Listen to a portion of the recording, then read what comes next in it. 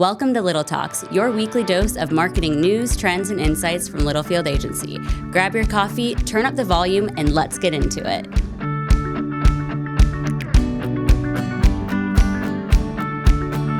Welcome back to another edition of Little Talks with Littlefield Agency. I'm Sam Littlefield. With me is our firefighting man, Roop. Roop, thank you for putting out some fires this morning. The ebbs and flows of this wild, crazy business that we're in. Roop, how's your weekend? Are you doing okay? Yeah. Unexpected trip to Hot Springs to see my in-laws who were hit by a truck. Literally hit by a truck. Hit by an actual truck. And he sent me a picture, and your mother-in-law thank God she's going to be okay. Yeah, which is wild. But yeah, it's a little scary weekend in the hospital, but we're doing pretty well. Yeah, good. And Carrie's okay? Yeah. Okay. Yeah, good. No, that's always scary stuff. Other scary stuff, there's a lot of storms going on in the Midwest. We did not get hit here in Tulsa. Enid our friends down in Enid, Thursday, Friday? I think it was Friday. Thursday or Friday? Or it was Thursday night. And oh my goodness, that's 2 hours down the road. It's like 40, was it 40 homes? Was it 40 homes that got destroyed? Interestingly enough, Mel was actually in Enid this week. I was like, oh my God, how was it? She's like, oh, the town was totally fine. It's just literally one neighborhood. Okay. I mean, so not good for them though. Thank God, no fatalities. Yeah. So very thankful for that. But I know Trent and up in Newton, there were heavy storms. Carthage, Missouri, H.E. Williams, crazy storms. They were under a tornado watch, I believe, yesterday. So it is springtime in Oklahoma, Kansas, Missouri, Texas, right in the heart of the Midwest. And it's just a wild time for April and May, which is very normal. We're very used to this. So they say April tornadoes bring May flowers.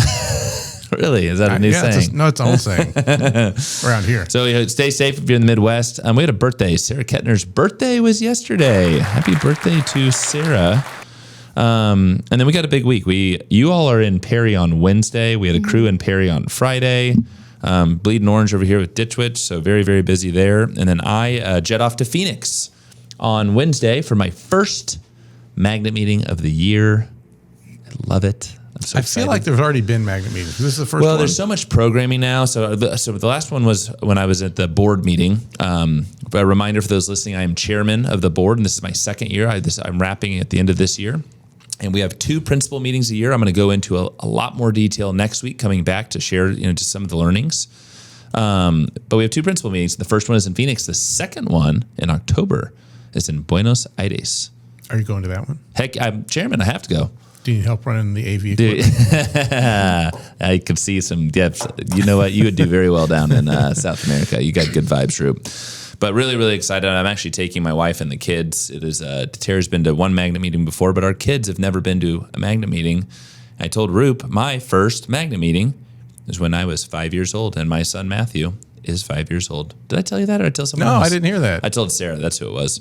And Claudia. So anyway, it's kind of a full circle moment. It is our 80th anniversary of Magnet Global. 80 years. Wow, that's a long time. Well, it's a long time. So well, I'll give you all of the information next week, but very excited. Trent knows this. I always come back, and it's not what you can eventually do. It's what can I come back with next Monday, and boom, off to the races we go.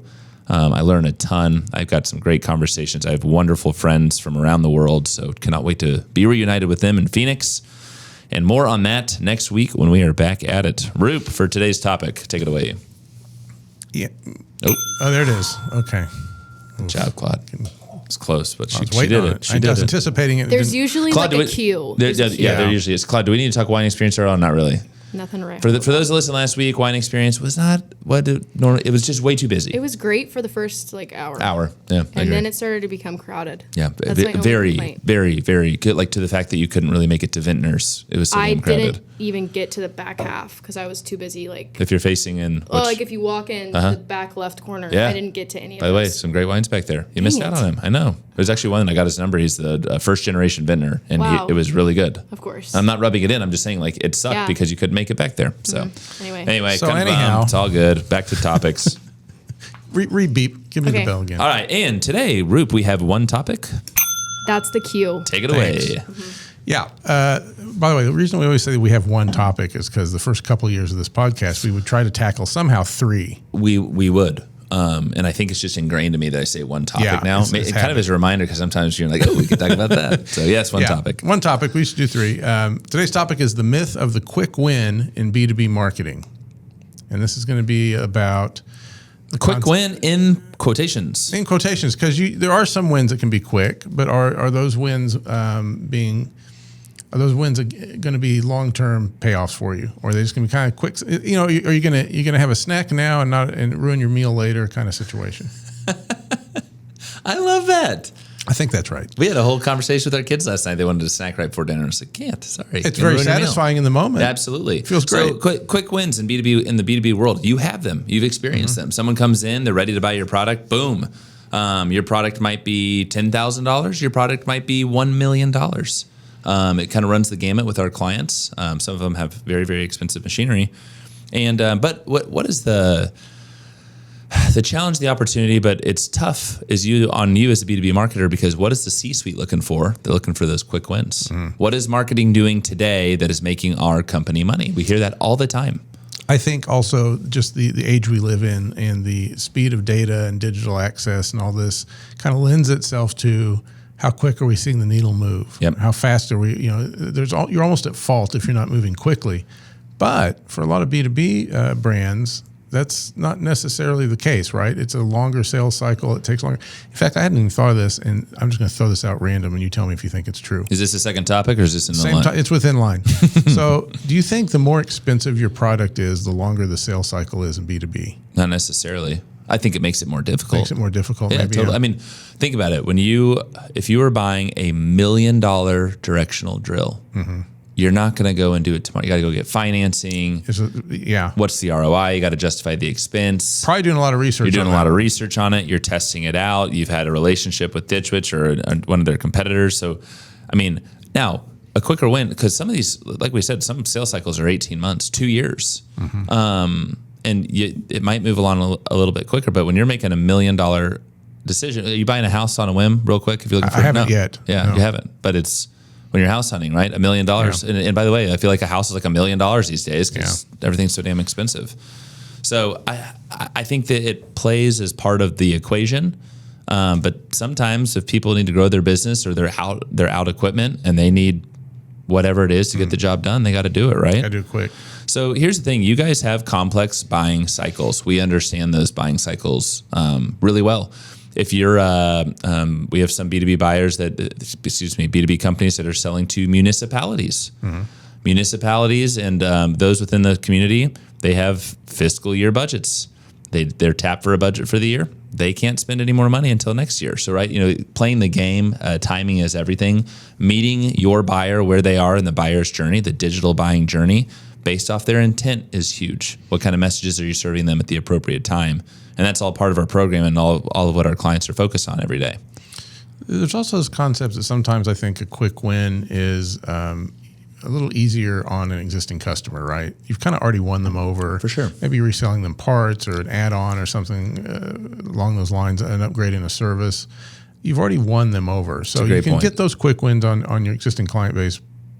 I don't want to say easy, it's still work, but like easier than acquiring a new customer. And so sometimes if you're looking at quick wins, those are going to happen over here, but like that pool of quick wins is going to dry up if you're not doing the other. That is a great point, Roop, because quick wins could also be low hanging fruit. Yeah. So, hey, if it's not that $1 million drill customer, it could be Grasshopper selling an attachment to an existing customer. It could be upgrading blades, whatever it may be.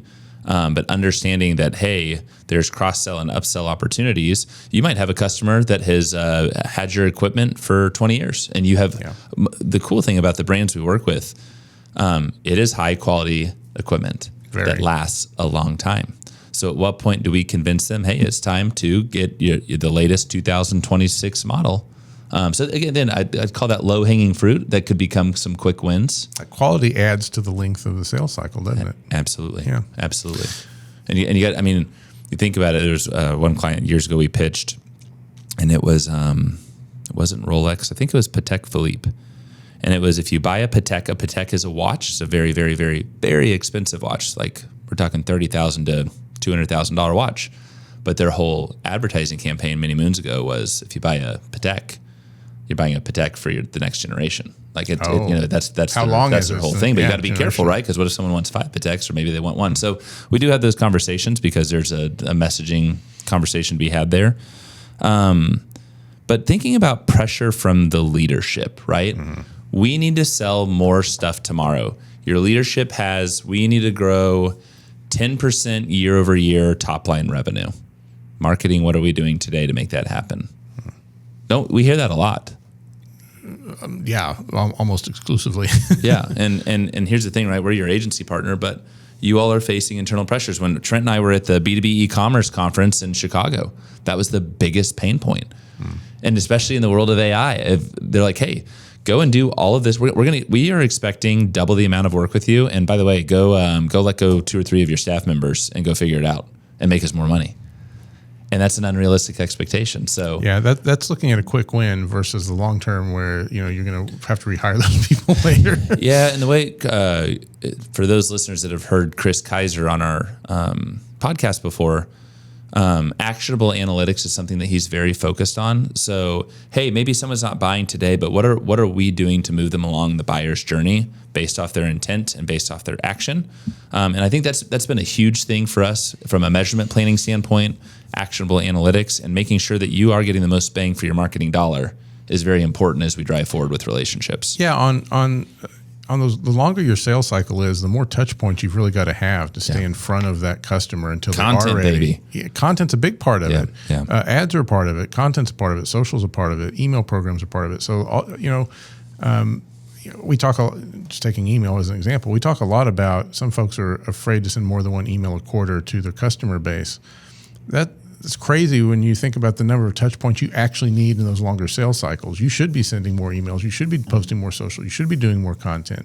And if you're providing quality content, it makes it, even if they're not ready to buy, I really do. People, consultants, companies, et cetera, that produce good content, I like engaging with it, even if I'm not ready to buy. You trust them more. I trust them more. Yeah. I'm learning. I'm being educated. They understand. Sometimes I'm being entertained. Yeah. They're speaking my language. Mm-hmm. And then again, right? That might be 2 years from now. But at the appropriate time, I am then in the consideration set, and I'm going to go and buy a product. So in that regard, I would say the myth of the quick win in B2B marketing around touch points is that you can fire up one social post and just watch the money roll in. It's just not really how it works, right? No, sure. If you're rib crib, right, you can do that. But in the B2B space, it's just. I think their sales cycle is about 24 hours until the next lunch. Yeah. You're hungry, aren't you? Right. Yes, I am. No, it's so true. And you just got to think about it, what you're doing every day. And we always try to say, okay, well, we got to sell more stuff today. Our month was off. Okay, well, next month it's going to get better because we're focused on the big picture. Sometimes we see marketing teams that get inundated by C-suite, by sales, by customer service, whatever it may be. And come up here and look at the bigger picture. What is marketing ultimately doing to drive better business results and growth? Yeah. It's not always about the quick. Sometimes it's about the long game. Yep. And sometimes it's about both. And here's the thing, right? Think about us internally. We could have had a lot of quick wins last year, but decided not to. It wasn't the right fit. And that's, you guys have an ideal customer profile that you're going after, and you're going after your target audience. You want the right target audience in your sales cycle. And that's very important. So something that we talk about too is sometimes, yes, we all need to generate revenue. But sometimes the best things are worth waiting for, and it's playing that long game through great, engaging content. And media strategy. And a great partner, and your wonderful internal team, and good objectives and reasonable KPIs from your C-suite. We see that. Oh, hey, so one time we pitched a company that's like, we need 30% year over year CAGR, and I was like, okay. That sounds awesome. What kind of operational things do you have in place? Like, what if marketing does this? Can you produce set equipment and reach that 30% top line growth? So again, it's a two-way street here. Reasonable expectations from marketing teams and also from the C-suite. So this was quick win, quick episode. Yeah, somewhat quick. Yeah, so somewhat quick. But just something to think about. You all are, we have a lot of clients that vary in the sense of their fiscals. We have some clients, we have one May 1st, their new fiscal starts. Great, awesome. We have a lot in the fall, and we have some on the calendar. And for those that are in the fall and on the calendar year, you're starting to get ready for your next fiscal. We were just talking about it. It is May freaking 1st on Friday. What? Yeah. It was just February 1st yesterday. I swear, dude, time is expedited. and we're going to blink and we're going to be in planning, and that's going to be, so we want you to be thinking about these things, thinking about your budgets, thinking about your content opportunities, thinking about, using your team to the best of the ability to ultimately drive revenue. Yeah. Next week, unfortunately for you all, you're listening to a lot of Sammy next week. I may not even come in. I just go one-man band and Claude. Put you at the center of the table, I'll leave. No, I need you to gut check me so I'm not too preachy, because I come back from these things. You get fired up. I'm fired up. I'm ready to go. Just like when you come back from inbound, you love it. You're like, man, Roop said this before. It's like, hey, I come back and like people aren't drinking the Kool-Aid like I am. I'm like, yeah, welcome to my life, man. That's why we understand each other. Yeah, totally. I'm going to be there for 3 full days, and it's going to be awesome. It's going to be action-packed and a lot of really, really good content. So very, very excited. We will report back next week, and we look forward to it. As always, Roop, it is a pleasure. I'm glad your mother-in-law is okay. I really do. I sincerely Thank you. mean I appreciate that. Appreciate glad, the prayers. glad you tried. No, of course. So, I'm a prayerful man. And Claudia, thank you so much for hanging with us every week. And to our listeners, we will see you next week. Adios. Bye-bye. And that's a wrap. We hope you found a spark of inspiration for your marketing strategy. Don't forget to subscribe and follow us at Littlefield Agency to keep the conversation going. Catch you next time.